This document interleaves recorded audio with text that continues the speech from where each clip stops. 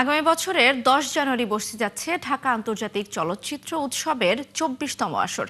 এবছরের উৎসবের মূল প্রতিপাদ্য বিষয় নান্দনিক চলচ্চিত্র, মননশীল দর্শক ও আলোকিত সমাজ। 91টি দেশের 267টি চলচ্চিত্র প্রদর্শিত হবে এবারের আসরে। বিস্তারিত আরিফ হকের প্রতিবেদনে। ঢাকা আন্তর্জাতিক চলচ্চিত্র উৎসবের প্রস্তুতিমূলক কার্যক্রম এরই মধ্যে শুরু হয়েছে। এই উৎসবের পথ চলার 33 বছরের ইতিহাসে এবার সর্বোচ্চ দেশের প্রতিনিধিত্ব হতে যাচ্ছে। এবার মোট 9টি বিভাগে নির্বাচিত করা হয়েছে 91টি দেশের 267টি চলচ্চিত্র। বাংলাদেশি ফিল্ম মেকার তাদের জন্য একটা যারা ইয়াং, বিশেষ করে ইয়াং ফিল্ম মেকার তাদের জন্য খুবই গুরুত্বপূর্ণ। আমাদের অন্যান্য বছরের তুলনায় এবছর একটি আমাদের সেগমেন্ট বেড়েছে, ওপেন টি বায়োস্কোপ সেকশন। তো এর আগে ছিল আমাদের 10টি। শুধু দক্ষিণ এশিয়া নয়, সমগ্র এশিয়ার অংশগ্রহণকারীদের নিয়ে এবার চতুর্থবারের মতন অনুষ্ঠিত হবে West meets east screen play lab. এছাড়াও থাকছে চিত্র প্রদর্শনী। এই বছর আমাদের প্রায় 167টার মতো স্ক্রিপ্ট জমা পড়েছে, যেখান থেকে আমরা 10টা টপ স্ক্রিপ্ট সিলেক্ট করেছি।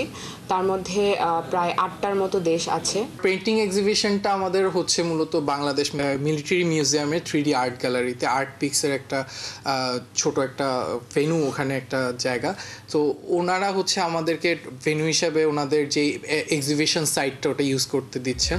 নারী নির্মাতাদের জন্য রয়েছে উইমেন ফিল্ম মেকার বিভাগ। উৎসবে অতিথি হিসেবে আসবেন বিভিন্ন দেশের চলচ্চিত্রজনরা।